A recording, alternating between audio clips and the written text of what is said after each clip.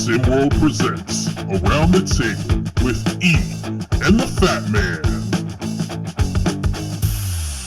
What's up, everybody? It's me, it's the B.O.B., and I'm here with my man, E. E, how are you doing today? Hey, Bob, I am excited because you know what we're on the cusp of here. Absolutely. We are just about a week away. We are a week away from the Race to One kicking off, and we have 16 teams that are vying for that top spot. And that's going to be the main focus of our episode today. This is Around the Table with Ian the Fat Man. That is E. I am the Fat Man, and this is the podcast where we talk about whatever we want. And today, we're going to do our brackets. I think that'd be a great idea. It seems to make sense. That's that time of year, isn't it? Absolutely. So I think we can jump right into it. We'll go ahead. I'm going to use the super high-tech SimWorld patented program here, and we're going to fill out our brackets, E. All right. I like it. I guess we'll start. We'll start in the Legacy Conference, and we'll head down. So we'll say first game. First, number one seed, Rocky Mountain versus Bad Boys. Who you got? This is one of the, I guess there's only two of them, but, both the 1 versus 8 games, very, very intriguing. Not automatic here. I don't think this is one where you just put the number one seed, just pencil them in. In this case, I really like Bad Boys. I actually think they've been playing decently lately. I think maybe as well as they've been playing all year. Any team with Lorenzo Phenom has a chance. The Bogus and Pagnotti backcourt, as we know. Aiden Weaver can hit from outside what he wants to. All of that said and all that drama, I am picking Rocky Mountain here. Just a super deep team, has been great all season. It's fun. I think they kind of snuck up on people as a 1 seed. I don't know if anybody sort of expected that. People probably figuring Gotham or Easts or, somebody was originator's going to take that. But Rocky got it, and not by accident either. They deserved it. They're good, and they're going to need to be good because they're going to have just enough to hold off Bad Boys and keep that number one spot in advance. Yeah, so I'm on the same board as you. I feel like this game could really go either way. If Rocky Mountain didn't show up, if they just kind of didn't show up, I think we're looking at a potential first round upset of the number one seed.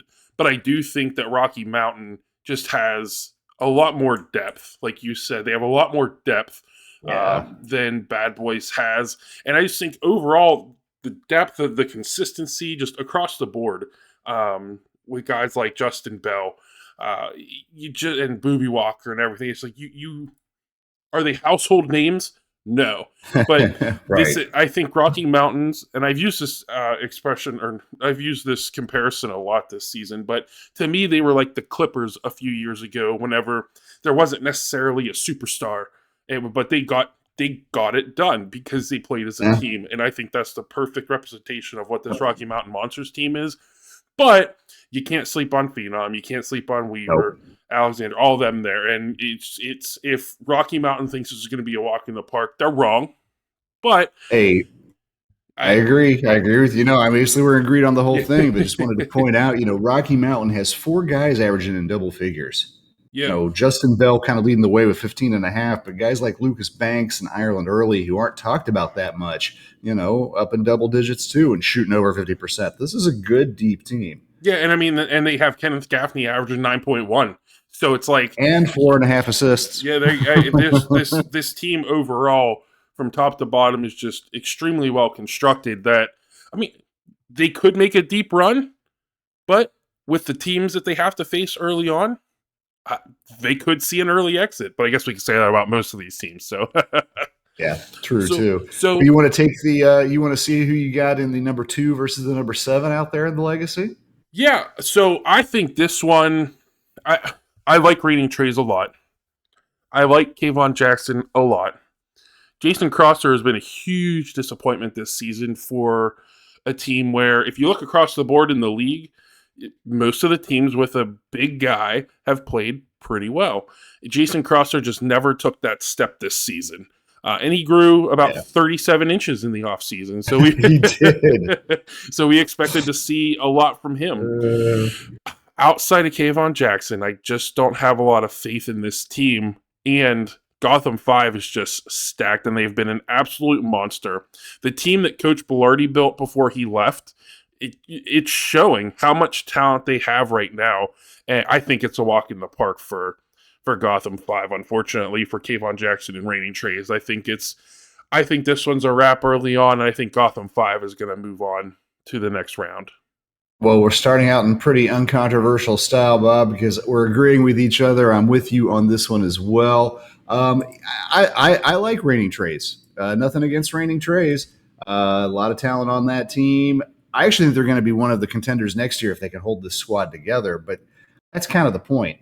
There's only 3 17-year-old kids on this entire Reigning Trays team. Everybody else is 16 or 15 in the case of Xavier Bryant, the young kid out of Indiana. And again, some of these players are really, really good. I really like Travion Sherwood. I really like Jafet Towns. How can you not? I forgot. Jackson. I completely forgot about Jafet Towns. Oh yeah. Well, hey.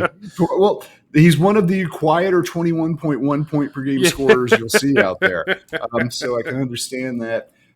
Trays are good. Look, no doubt about it. But Gotham's way better, way more sort of upperclassman led, just more solid. Reigning Trays playing for next year, and we'll see them next year. They're going to be back and tough and good. But G5 going to advance easily out of this one. The 2 top seeds in the Legacy Conference advancing. For sure. Yeah, I absolutely agree. Well, let's jump up to, I'm going to save this matchup because it's supposed to be anticipated. So what do you got on the Originators Beyond the Arch? Originators BTA is one of the most difficult to call here. Originators, obviously a very, very good team. Also, obviously a team that has struggled a little bit down the stretch here. Any team that has DJ Wagner in the side is dangerous, let alone Kadarius Loftus, Jared Quinney, Victoris Ilgauskas, and the rest of the crew, Tyrone Snyder there on the Originators.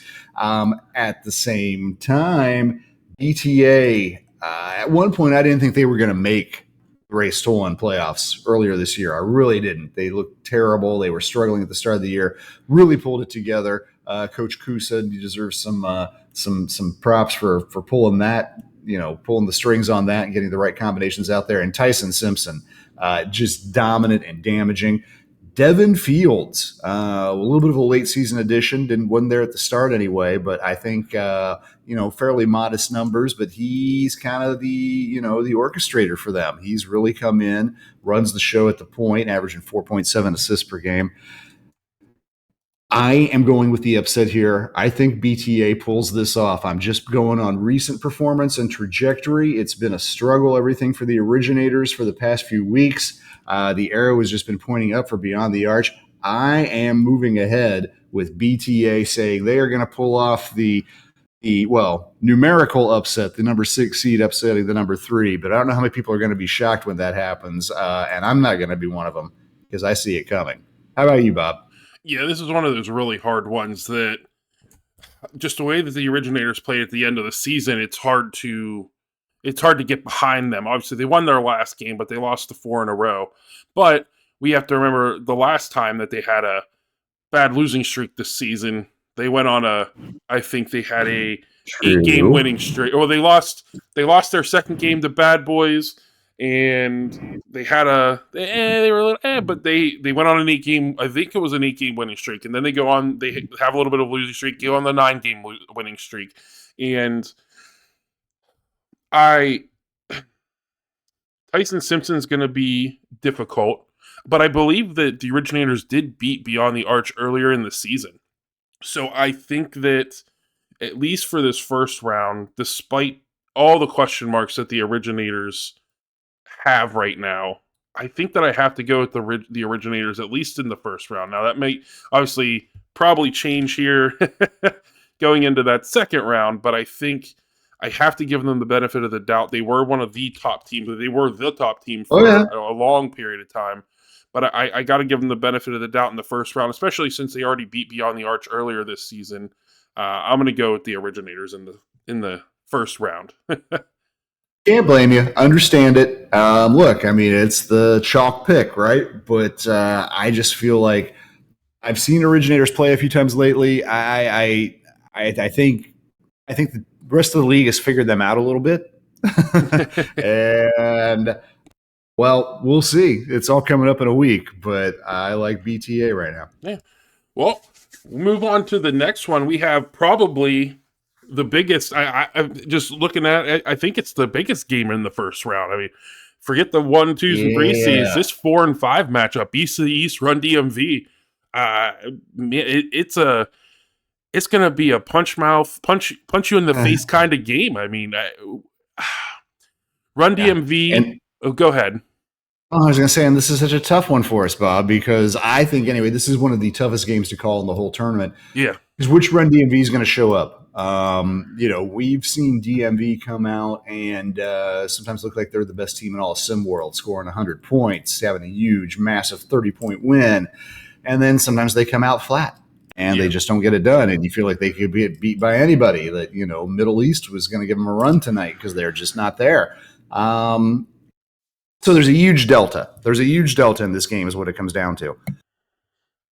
And who am I going to pick? Well, at the end of the day, I have to go with Beast of the East here myself. I think that the talent is just a little bit tilted in their direction. Beast is another team, by the way. I was talking about this with Reigning Trays a minute ago. Beast is young. If you look at Beast, they're actually built for next season. It's 7 16-year-old kids, only 3 upperclassmen on this whole roster. But those 3 upperclassmen, 2 of them coming off the bench, Eric Buskey and Kamarian Goodyear, pretty darn good. But Fareed Redmond, another one of these quiet stars, leading the team in scoring. Clearly the leader of the Beasts of the East, and Cassine Porter Jr., a really sort of electric point guard. I like what he's been doing for them since he was joined mid-season. And for that reason, I just love the depth on Beasts of the East. And I don't trust the up and down nature of Run DMV. And I feel like, hey, if I'm wrong and Run DMV comes out hot this game, will they keep it up 2 in a row? No. So I'll only miss 1. They're not going to advance further. Is my logic there? Just kind of game theorying it. But seriously, Beast's been playing well all year. Assad Drayton, I really like Coach Drayton too, and I think that's going to be a positive factor for them in this tournament is having him at the head. And I like Beast to win this. And again, unless Run DMV just kind of they roll the dice and with 6s got a Yahtzee, something comes up. I think Beast has enough to handle them. I think this one is going to strictly come down to coaching. I agree that on paper, Beasts of the East definitely have more talent. Cutler, Redmond, Porter, all them, Cuddy, and on paper they definitely do have more talent. But I think with the playoffs coming around here, I can't go against Coach Murray this early. I know in the Ground Zero season things didn't work out too well for him, but I think a matchup between Coach Murray and Coach Drayton in the race to 1, I gotta go with Coach Murray, and that's again Nick Hugo's great on there, and we got Bracken who really stepped up, Hudgens, but I just have to go with Coach Murray in this one. It's going to be a coaching chess match, and I think that Coach Murray is going to have BC East figured out by the end of the 4th quarter, and we're going to see Run DMV taking on Rocky Mountain in the 2nd round.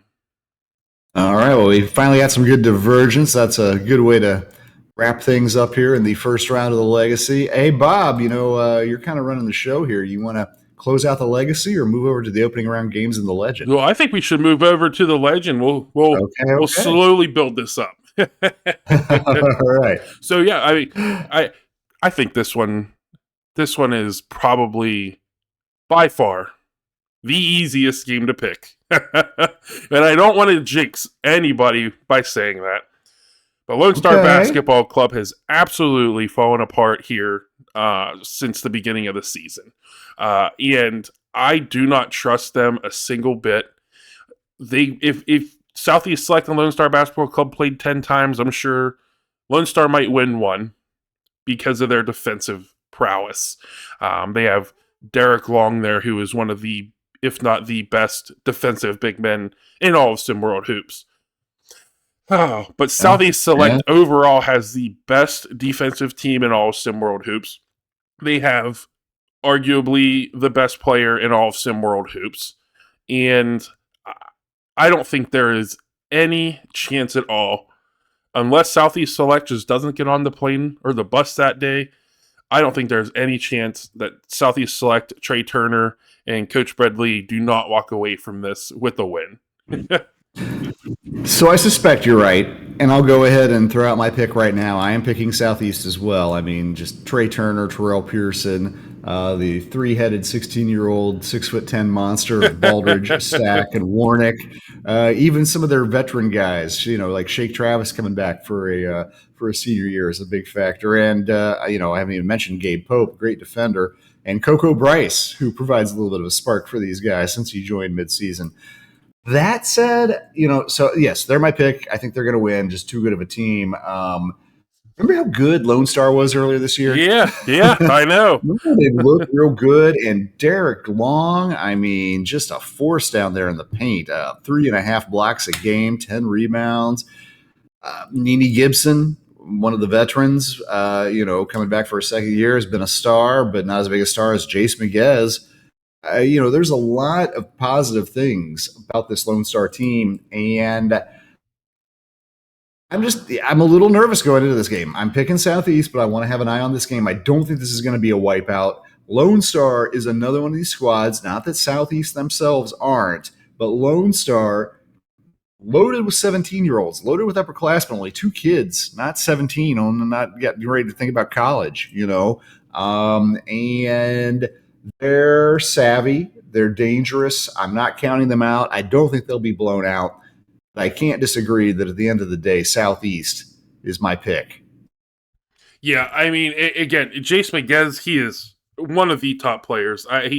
He's one of the top players in all SimWorld hoops, but you shut him down, and you have a little bit of an offensive spark yourself, which they have the biggest offensive spark in the entire league right now with Trey Turner and his 3,000 3-pointers made this season. Right, on 78% shooting. Yeah. You shut down Jace Miguez, and it's a wrap. And again, Southeast Select, one of the top, or not one of the top defensive team in all of SimWorld hoops. It's just, I think this one is going to be a blowout myself. Yeah. How about you? So we'll jump to Best Coast Ballers APAC. What do you think? Well, look, hey, APAC. I don't know if anybody finished the season, certainly as a narrative, certainly as a story. Nobody had more of a feel-good kind of end to it. And they get the Best Coast Ballers now. And, APAC has toured the rest of California recently. They had the big wins over Bay Area. The Bay Area win on the last second shot was to qualify for this, for the playoffs. And then, of course, also knocked off Showtime impressively. Oh yeah. Can they complete, can they complete the set, collect all 4, or all 3 in this case with Best Coast Ballers? I don't believe so. I think this has been a great story, but here's where it comes to an end. Not so much APAC's fault in a way, in that, I think there are a lot of teams out there that they could still give a real good run for their money. APAC has some real players. The Reyes's, JD Reyes is, of course, and Jacoby, not an efficient shooter, but leads the team in scoring. Big Steven George has really emerged recently. He's not going to be a scorer. Maybe he'll never be a scorer, but he blocks shots and plays defense. Other guys on this team are good that people don't know about fully. Kai Newby, Victor Soto, great Khalid. It's a good team, APAC. And, there's even a core of some good young players they have to build around for next year. But now we come to the problem. The problem's called Best Coast Ballers. Lace Darius Outlaw, just a prolific scorer, been great all year. I don't expect that to change now. And then, the Lene Newman, Evangelos Mullins pairing down in the post has really emerged.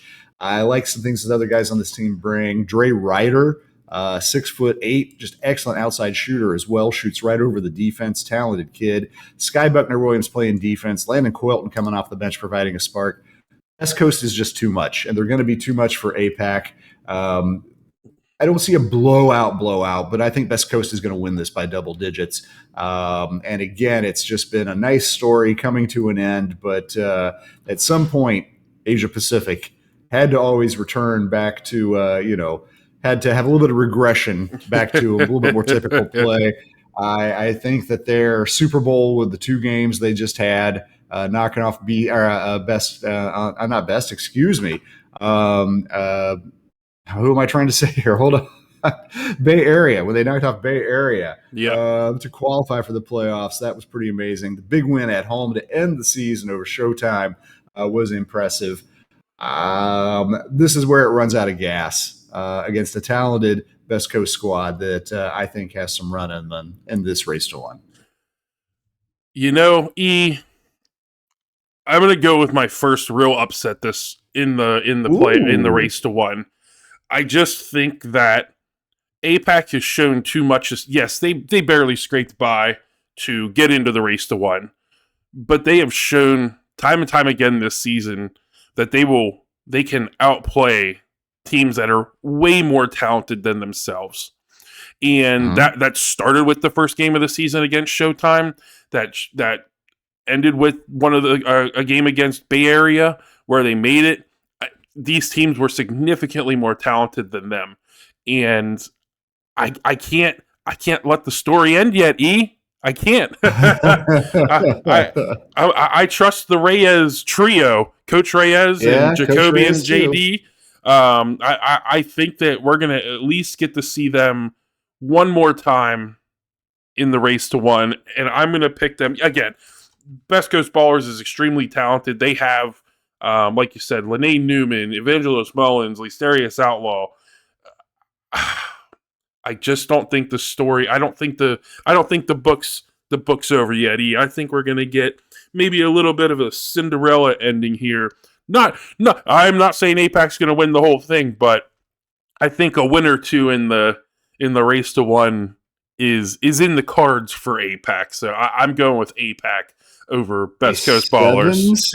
A 7 seed over a 2. All right. Well, I like a bold call. I respect it. It's not going to happen, but I love the bold call, Bob. Well, let's jump to another. It's an interesting game, and let's jump to H-Town Yacht Club. It's another one of these teams like Lone Star. H-Town started the season so hot. They were potentially the top 2 teams in all of SimWorld Hoops at the beginning of the season.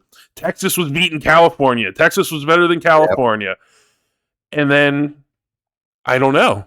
We don't know what happened. Well, we know what happened is H-Town, one of the complaints that we had at the beginning of the season was, if H-Town is going to continue the success that they had, who is going to step up offensively for them? Their problem is they still do not have that guy. And unlike Rocky Mountain Monsters, H-Town does play good as a team. They're a decent, they're a good defensive team. Yeah. But nobody steps out of the shadows really to lead them. Like Tyrell Thompson is their leading scorer with 14.8. You have 11.4 coming from Keith and Carter. Vincent Magic shows up every now and again, shows flashes of being really good. The transfer Genov, and one of the, again, up there with Derek Long, Aaron Payne, one of the top defensive bigs in all SimWorld Hoops. But I think this team really needed Aaron Payne to step up on the offensive end, and he just never did. And I think that's why, again, they're still a 3 seed. I think that's very, very generous for them to be a 3 seed, because when you look at what they started and how they ended, it just wasn't what we expected. Jumping over to the Yacht Club, so much talent. If Adam Max had not been suspended at the beginning of the season, I think that the Yacht Club would obviously be a lot higher. They have a good defensive team as well. I mean, they have Jay Lasser, Trey Willis, Tamir Johnson. You got Dominic Bianco, one of the top offensive scorers in all of SimWorld Hoops. If you look, I mean, they got 16.2 points per game, 13.9, 11.9 from Bianco, Lasser, and Max. I think the Yacht Club is going to be way too much for this H-Town team, and we're going to see another upset, if you can call it that. Again, I know H-Town is a 3 and the Yacht Club is a 6, and the Yacht Club was, are they going to make it or not coming in or in the last couple weeks of the season? But I just think the Yacht Club has a lot more talent, and H-Town just showed that they know how to disappear for a good period of time, and I just don't trust them right now. And I'm gonna go with the Yacht Club for this first round matchup. Yeah, me too. On both sides, I am taking the 6 seed over the 3 in the first round matchup. And the same way I think BTA is going to handle the Originators, I think Yacht Club is going to knock out H-Town here. And H-Town certainly looked like a race to one, maybe finalists at early points this year. And they have had some, nice surprises too. I don't know if anybody saw Terrell Thompson emerging quite the way he has, and he's been great shooting almost 55%. But talking about shooting percentages, I really think the Hoopers in this game and in the entire race to one, if they have a chance, what they're going to need is they're going to need to have Keith and Carter and Vincent Magic, Port Arthur, Texas duo, perform at a higher level than they have for the 30 games of the regular season. Carter shooting just 39% from the field, Magic just 43%. But these are two of the top 3-point guys on this team as well. They both average around 10 points a game. They're going to both need to, I think, step it up for H-Town to have any kind of a chance. H-Town will play good defense. There's no doubt about that. They're not going to get blown out. There's not going to be any kind of 85-65 kind of result in this. I don't think they have that in them. And, even some of the smaller, lesser-known names on this H-Town squad, Cam Jones, I can see being critical to a victory. Great outside shooter. Only averaging 5.6 points a game, though. Will he have a breakout? Guys like Rashad Johnson, Louis Adowu, also typically coming off the bench, 16-year-old kids, but can make a difference. We'll see about that. But yeah, the Yacht Club has a trio, and kind of, well, you can almost get back to that, Miami Heat, LeBron, D Wade, Bosh sort of thing, where we're having a trio got established, but you can find other examples from NBA past, but Yacht Club has it. They got a big three: Dominic Bianco, Jay Laster, Adam Max. I called out Vincent Magic and Keith and Carter on the H-Town side. For the Yacht Club side, I think Jay Laster is going to be their most important player in this game and in this entire tournament. Prolific 3-point shooter, great scorer. If he's on his game, I think he can cause H-Town fits, while, Bianco's athleticism and Max being such a big force in the middle. And it's a deep team too, and like you said, Bob, if Adam Max hadn't managed to miss 10 games this year, if they'd had him for those first 10 games of the season, their record might look a little bit different. Yeah. and their reputation might be a little bit different. Instead, they're coming in 17-14. Well, yeah. Imagine if that was more like 20-10, more like a record like Best Coast or Gotham has. You might be a little bit more intimidated to see the Yacht Club enter the building. And maybe by the end of this race to one playoff, you will be, because they've gone on a run. I, like you, certainly have them advancing in this game. Yeah, and unlike that Miami team with LeBron and Bosh and Wade, I don't think the Yacht Club would have to pay for a championship. So anyways, we'll go ahead and look at the next lineup. You missed my joke there, E. You didn't laugh at it. I'm disappointed. Sorry, Bob. Anyways, it was just some LeBron. It was just some LeBron hate. It's okay. I'm so used to it, Bob. It just washes off of me. Speaking of LeBron, we're going to head over to the LeBron basketball team, taking on Bay Area Breakers.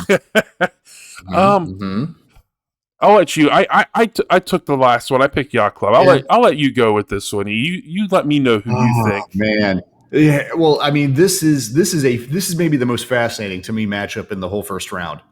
You have two wounded warriors here. Yeah. Bay Area. Trey Hyman, Caden Shipp, and everybody else. Ronnie Shanahan coming off the bench, who we know is a great player. I mean, we can talk about Bay Area for a while. Thing is, I think we all know how they ended the season too. They won their very last game, didn't they? I believe they did. But yes, they did confirm that. But at the same time, they were 1-4 over their last 5. Over their last 10, I think only won a couple of them. Shaky. On the other side, though, Showtime lost their last 2, which I believe were their first 2 games of life post Bronny James. So shows you that life isn't going to be as easy the world changed on you if you're Showtime. Still a talented squad.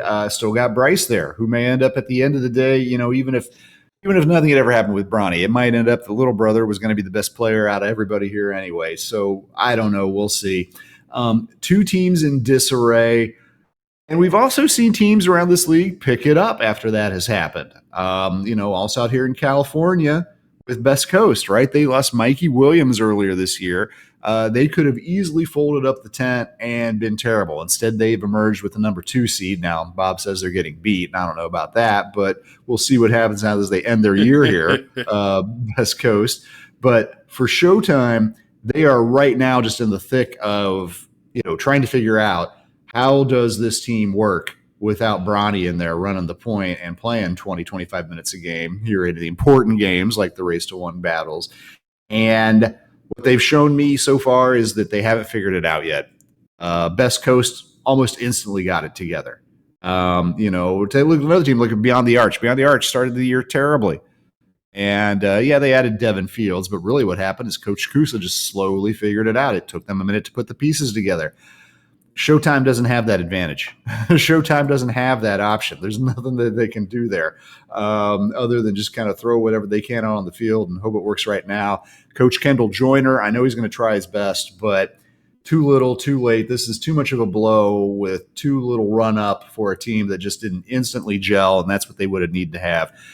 Bay Area is going to win this one comfortably. It's going to be a mild upset because they're the 5 seed, not the 4, but in reality, I think Bay Area is the favorite coming into this game, and they're going to advance. So I want to correct you just a little bit on one thing. Showtime did win their first game after the Bronny incident. They did win the first one. That was. Did they play? Do you remember? Yeah, Bay Area. Well, don't mean nothing. So that was the game, I believe, that Corey Yems went off and had about what did he have? 26 points to 11 something. He had a double. He had a really good game. Which is exploding for Corey. I like Corey Yams. I like the Yam game. I do, but I think defense and blocks when I think the Yam game. Yeah. So I think with that particular win, they were riding high for Bronny. Obviously, they were at their lowest because of the incident with Bronny, but I think they really went out there, played with their hearts, and they got that win for Bronny. But like you said, they did lose their next 2 games. And I think that if Bronny was still there, I think I would lean towards Showtime. But I don't think Showtime has enough to pull off a Race to 1 win over Bay Area. Again, I know that Showtime beat Bay Area without Bronny, but I think that was one of those. There's always those games like you have Brett Favre, his dad died, and he threw for 400 yards in the first half. I don't remember if it was the first half or not, but he did go crazy. Right? I think he might have thrown 4 touchdowns or something in the first half, whatever it was. There's a 4 somewhere. But I think that with the way that they ended the season and the lack of Bronny, I have to go with Bay Area. But if Bronny was there, I think that Showtime would probably move on just because of the way that Bay Area has played. Neither of these teams have lived up to their standards near the end of the season. But I just think that loss of Bronny, and I just think that loss of Bronny is going to be too much for Showtime to overcome in the first round. Yep, too much, and it's just too soon. It's just not enough time to figure it out either. That's right. That's right. So, well, there's the first round. Let's jump to we'll jump in quick. Jump to the second round. Let's head back over to the Legacy Conference. All right. We got Rocky Mountain. Oh, sorry. Well, sorry. You got Rocky Mountain in Beasts of the East. I have Rocky Mountain Run DMV. Who do you got in your first round matchup? This is the point where they all get tough, isn't it? I mean, this is the point where you start, you each little bit you do, it's not the confident. Well, here's how it's going to be. It's more the, oh boy, well. But in this one, I've already talked about both these teams, Fareed Redmond, Justin Bell, kind of respectively leading their squads here. But for me, I like Rocky Mountain in this one a lot. I just love their depth. I love how how their scoring kind of comes from different plays, different players, different ways that you can kind of score, different guys who can go off on a given night. And I think that they're just a little bit too multifaceted for Beasts of the East. Fareed Redmond is one of my favorite players for somebody who, doesn't necessarily have highlight play after highlight play, whose stats don't jump off the page at you in a DJ Wagner kind of way, let's say. I'm a big fan of Fareed's, but he's just not going to quite have enough. I have Rocky Mountain advancing here. Yeah. You have a little bit of a different option, though. You're talking Rocky versus DMV. Do you come to the same conclusion? Or, hey, look, DMV, what do we talk about when we talk DMV? They are mercurial, right? Are they going to have one of their – are they going to be on the top of the roller coaster here in this game, not the bottom? Yeah, I talked about what I think is going to be a coaching win in that first round for Run DMV. I can't. I have to go with Rocky Mountain in the second round. They're way too much. There's way too much there from top to bottom, just depth wise. I'm on board with you. We might have had a different game coming into this, but we have the same outcome. I say Rocky Mountain is going to take down Run DMV in the second round and move on to play. Yeah, well, let's get into that. I'll give it back to you, Bob, because we have different matchups here too in this bottom half. So, who do you have in yours? You're right, and I suspect we're going to go in the same direction here. I'm going to go with Gotham 5. I think Gotham 5 has just done too much here overall during the entire season. I mean, there was a time where we were like, we're not too sure about Gotham 5. Oh, I don't know. They're a little over. They might be the number 2 seed, but they're arguably the best team, hottest team right now in SimWorld Hoops. And I got to ride that hot hand. I think Gotham 5 is going to take down the Originators. I know DJ Wagner is probably going to have himself a game. The biggest issue has been, where has his supporting cast gone? We had Kadarius Loftus go off for his 43 points, his season high in SimWorld Hoops. Not just his season, SimWorld Hoops season high in points. Yeah. And it was like after that game, he just slowly, I don't even know if I want to say slowly disappeared, but just the entire team, they have not played their brand of basketball, regardless of coaching. The players just outside of Wagner, you just see like Loftus and Quinney and everybody. They're driving on these bigs, and Gotham 5 just beat the Originators.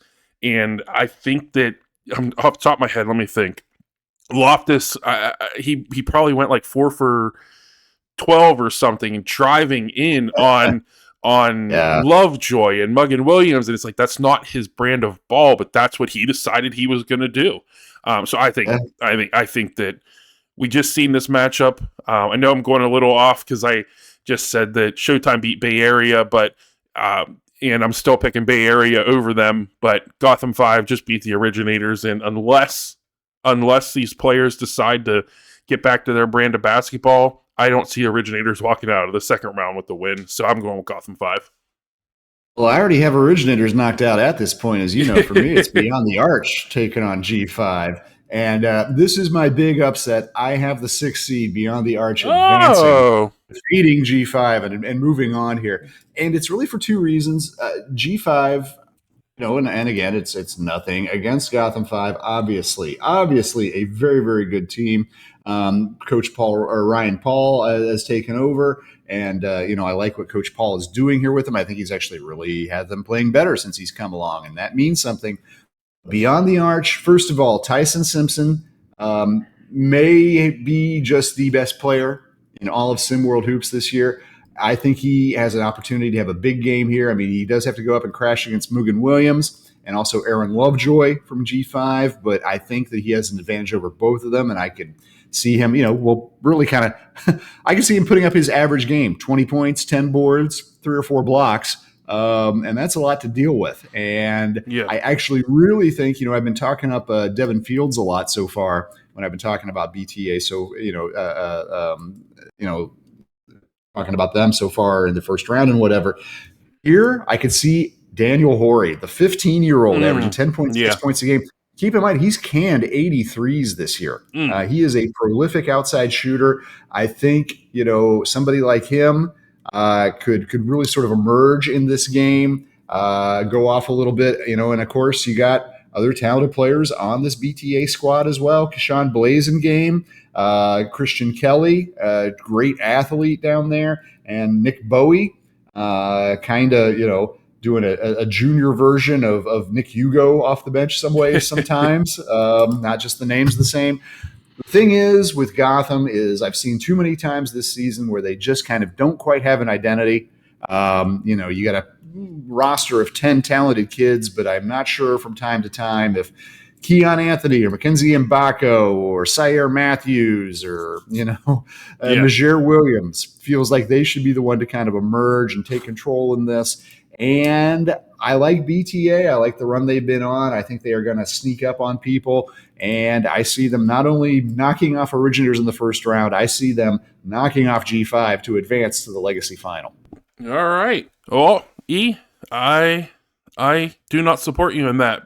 I know. Well, I know you didn't have my boys getting out the first round, so obviously. Well, let's jump over. We have the same matchup for the 1 versus the 5. Southeast Select Bay Area. Man, this is probably, I think this might be the hardest one for me so far. Bay Area just has so much talent. They might be the only team that you can take their bench, and most of the league would be happy for that to be their starting lineup. But Southeast Select has just been so consistent this year. Nobody's been able to figure out Trey Turner. I mean, he might have a bad game here and there, but there's no consistent plan to shut down Trey Turner. And Bay Area just being so rocky here at the end of the season. Oh, man. I have to... I know I've thought about this hard, and it's extremely hard. I think I have to go with I'm going to defense wins championships, and I'm going to go with Southeast Select picking up the win over Bay Area. But I can see Bay Area coming out with this win, but I have to go with defense and Trey Turner. I can't. I just don't think I can go against them right now. My mind might change, but right now I'm going Southeast Select. This is a funny one, Bob, because you and I have the same answer and the same team advancing, but a completely different opinion about it. I don't think this game is hard to pick at all. I think Southeast Select is going to roll Bay Area. I think they're going to roll over whatever team comes out of that Wounded Warrior battle between Showtime and Bay Area. If the season ended a month ago, I might have seen this game a lot differently. Obviously, Bay Area. Oh, obviously, Bay Area is a great team. There's loads of great players on here. I mean, I've even seen, guys like second team guys. Curtis London has been playing well of late, actually. Yeah. Adonis Knight's had some big games. And we know guys like Ronnie Shanahan and Blake Gillenwater can come off the bench and do some damage. And yet, they just have not been able to put a good product out there on the floor for a while now, basically. They're not quite as stumbly as maybe the Originators are seen to be, but the reality is they're not far off it from it all. And then there's the problem, and the problem is they're playing against Southeast. Yeah. And, Southeast, great all season. One of the most consistent teams, actually, in all SimWorld, I would say. And Trey Turner, obviously a big part of that. Tremendous player, going to be great on the next level. And for a second consecutive year, leading his team to the promised land here. It may be a while before we see another two-year star like Trey Turner's been in this league. I see Southeast beating Bay Area pretty comfortably to advance to the Legend Final. All right. E has spoken. So let's see. So now we both picked Yacht Club. You got one more, and then we got our conference finals. You got Best Coast Ballers taking on Yacht Club. Who do you got? So Best Coast and Yacht Club. See, for me, this is actually one of the hardest to call. 2 seed versus a 6 seed, but I think that these teams are incredibly even. As we talked about when we were talking about first round games, Yacht Club are kind of a they're kind of a false six. They're kind of a misleading six because they're better than that. Particularly since Adam Max joined a third of the way into the season. Best Coast Ballers, we've talked about them, and Mullins and Newman been playing well down in the interior. Maybe they can negate the 7-footer Adam Max and some of what he's able to do there, and Lace Darius Outlaw.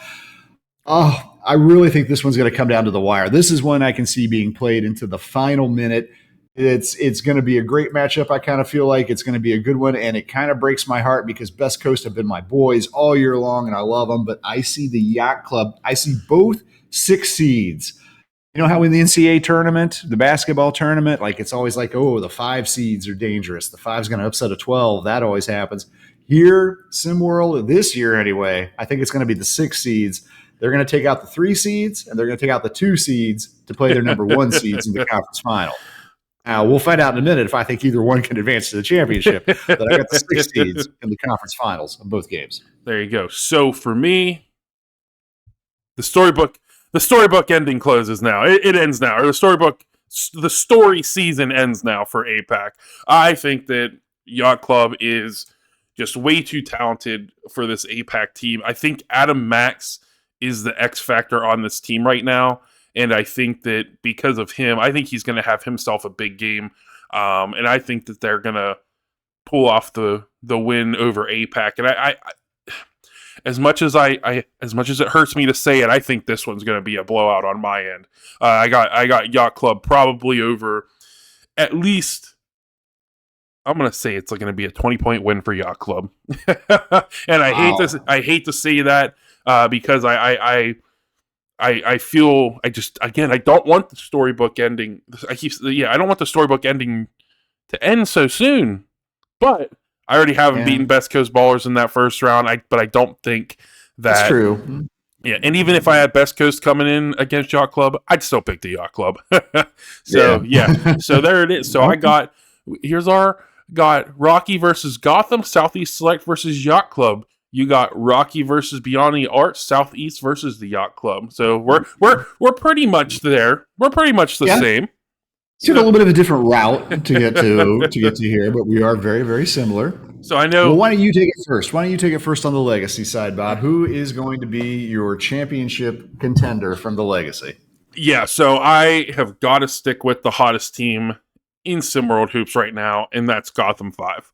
I know from top to bottom, Rocky Mountain has just been so consistent all season. But we do always talk about, are they really that good? Or are they just kind of hanging out up there? And it's just a matter of time until they fall off. They don't get the respect that they deserve. But I'm not going to give them that respect right now either. I think the Rocky Mountain Monsters are an extremely good team. I do think this is another one of those where I think there is a very, very strong chance that Rocky Mountain beats Gotham 5. But Gotham 5 has just been too hot right now. I think that they have too much talent, too much top-end talent, that I see Gotham 5 taking the championship, heading into the championship game for the Legacy Conference. You obviously are not going to have that same choice because you don't have them there. I don't. My choices, of course, Beyond the Arch and Rocky Mountain Monsters. I do have the Monsters there as well. And look, how can I not have the Monsters there? Great team. Played well all season long. Really kind of haven't had, a down spell. Kind of doing it quietly. It seems to be the Rocky Mountain way. And getting it done with different guys. I mean, look, Ruby Walker's had some nice games, right? Coming off the bench for the most part. Zane Davis, also a player. Ireland Early, he's a SimWorld veteran, one of the best shooters in the game last year, one of the best shooters in the game this year, making 56% of his three-pointers and 50% from the field. And, of course, the big star, Justin Bell, 6'6" wing. Looks like he has a really bright future. He kind of reminds me of like a more athletic Allen Houston or something like that, I would say, is my kind of comp. I love Rocky Mountain, and it's not going to help them when the surprise hottest team in SimWorld marches through to a championship game, and that is Coach Kusa's Beyond the Arch, led by Tyson Simpson. And by the way, If the Monsters have a weakness, it is that they are not huge in the paint. Yeah. They go 6'9", 6'9", 6'8" with three guys who, should really be, to use kind of traditional basketball terminology, a 1 through 5. They're all kind of fours. Not in They're all high school. stretching. Not in high school. At this level, at the SimWorld Hoops level, I would even say, I would say all of those guys on Rocky are more ideally paired to somebody like a big Trey Hyman or a big Tyson Simpson or a big Adam Max or Zadrunas Ilgauskas or somebody like that. That is the one thing that Rocky Mountain Monsters don't have. Tyson Simpson is going to take advantage of that. He is going to make Daquan McDougal look like the junior version of Tyson that Daquan is at just 16 years old. Tyson is going to sign the adoption papers at the end of this game when he adopts and makes Daquan his son. And again, as I was talking about in the last round, I think you're going to have another hot streak going. Daniel Horry, Devin Fields, Christian Kelly, David Duffy. Outside of Tyson Simpson, nobody talks about the players on Beyond the Arch. They just don't. And again, I get it. This team was below 500, half the season, something like that, before they started playing well here at the end. But they've got it quietly clicking. Nobody's made too big a deal out of it. I am now, because they're coming on strong. And this young team, led by that monster of a man in the paint, Tyson Simpson, is going to win one more game, pull off one more upset, and the number 6 Beyond the Arch are going to be playing in the championship game, where maybe I'll have them go up against another 6 seed. We're about to find out. Well, let us know, E. What do you got? We both got the same game in the Legend Conference, Southeast Select, the Yacht Club. Who you got? Southeast selecting the Yacht Club. Oh, it's so tempting to have the 6s. A 6 and all 6 battle going at it for the race to 1 this year. But unfortunately, I can't see it. Southeast Select made it to the championship game of the SimWorld, what was then called the National Tournament last year. And they fell in the championship game, but they did make it that far. And they're going to get back there this year. Trey Turner is going to will them back into that game. It's not going to be about any way that the Yacht Club necessarily let's let the side down or came up short. It's going to be just a little bit too much from Trey Turner, Gabe Polk, Terrell Pearson in the backcourt, and then that multi-headed, multifaceted monster of 16-year-old 6'10" taking up the spots down in the paint. Southeast is just too good, and they're going to have too much for the Yacht Club at the end of the day. This is where the road ends. It'll be Dominic Bianco's last game at the SimWorld level, and going to be sad to watch such a dynamic player leave the stage like that in defeat, but I can't see Southeast falling short of making it to the title game once more. So what do you got here, Bob? This is another one that it's difficult because obviously Southeast Select is so good. They're such a good defensive team. And, it's one of those ones where I don't think I really want to have a 1 versus a 2 seed. But I think there is a lot of talent on the Yacht Club that I think defensively Southeast Select is they're the top bar none. I am still. I can't. I have to. I have to go Southeast Select. I'm trying to justify how I'm trying to justify the Yacht Club. I'm not going to waste anybody's time. Trying to figure out how to justify it. I do think the Yacht Club, again, this is one of those ones I think they have a chance, especially with Adam Max. I think he's the most talented big in this game, in the Southeast Select Yacht Club game. But yeah, I have to go with the defensive, the top defensive team. Defense wins championships, and I have to go with Southeast Select. Yeah. So here we go. You got Beyond the Arch against Southeast Select. I got Gotham 5 against Southeast Select.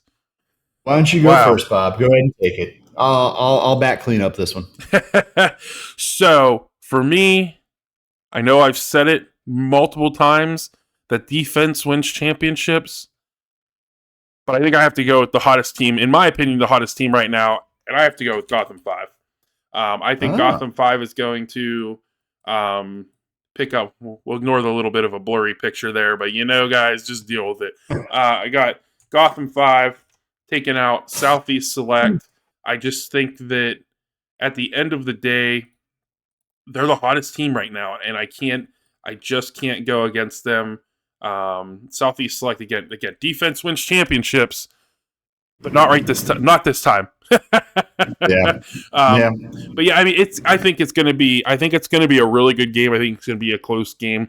Really, there's not very many games I think this season in the race to one that are, to me, guaranteed wins for either team. There's very few of them. There's so many factors that, despite picking Gotham 5, obviously I can see Southeast Select picking up the win. With like the likes of Gabe Pope being such a good defensive player that he is, and Trey Turner being the prolific scorer that he is. But again, the hottest team to me right now is Gotham 5, so I have to stick with them as my champions in the race to one. Yeah. I understand. I get it. And it's funny. I mean, look at our two different sheets here, Bob. I know I have my final one to fill in, but you and I don't feel like we've disagreed a whole lot here. Yeah. And yet, if you look on our sheets, I got a team in the championship game that you have getting beaten in the first round. It's whereas on the legend side of things, we're almost exactly in agreement, although you have Apex stealing a game to begin things. So, but in this one, in the game that's going to matter most, Southeast and Beyond the Arch, you know what? I'll go ahead and throw it out there so that you can get copy and get your artwork done, Bob. Who's going to be? I'm going to take Southeast. I think Southeast, they got to the doorstep last year. They got so close, and this year they are going to do it. They are going to win a SimWorld Race to One title. Trey Turner, nothing less than he deserves. Gabe Pope, key defensive stopper, and some 16-year-old talent to make them intriguing for next year as well. Beyond the Arch, my Cinderella team, I think they're going to make a Cinderella run, but come up just short. Somewhat Beyond the Arch can play a little bit of the role that Pacific Northwest did last year. I don't know if anybody necessarily saw them as the team to beat going into the final tournament in SimWorld last year either, before they came on strong. And Cody Johnson, DJ Childs, I guess that's kind of what I'm expecting here, is for Tyson Simpson and Daniel Horry and Devin Fields to kind of have that sort of a run in them. And I think they have it, but ultimately too much talent coming back for Southeast. The young guns there are too good. They can just throw wave after wave of big bodies at Tyson Simpson, and it's just going to be a little bit too much. One game short for the miracle run for Coach Kusa and BTA as Trey Turner hangs the most important banner you can get in the SimWorld game up on his wall, and rightfully so. Well, we have to remember our sheets here, Bob, and we should probably bring them back out next couple weeks as the race to one unfolds to see how right and wrong we were.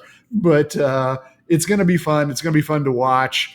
16 teams, and honestly, with the exception of maybe APAC, Showtime, that's about it. Any of these squads can end up winning this whole thing, and I don't know if my jaw would be on the floor. We're going to be really kicking ourselves when the championships game is Bad Boys Basketball versus Lone Star Basketball Club. Oh yeah, no doubt about it. But yeah, I mean, I think we did the best that we could do today, E. Yeah. So I appreciate. Well, let me say, do you have anything final that you want to say to the people, Eric? No, just remember this all kicks off next Saturday, August 12th, and I don't need to tell you, you're going to want to be here for this. Don't miss it. It's all going to be on SimWorld TV, and make sure to tune in for every game because it's all going to be drama. And then don't forget about 2.5 weeks after. About 2 weeks after that ends, we got the SimWorld Prep Saturday Showcase. So even more exciting stuff after the race to one. But we appreciate you guys listening, and as always, have a great rest of your weekend. Bye, folks.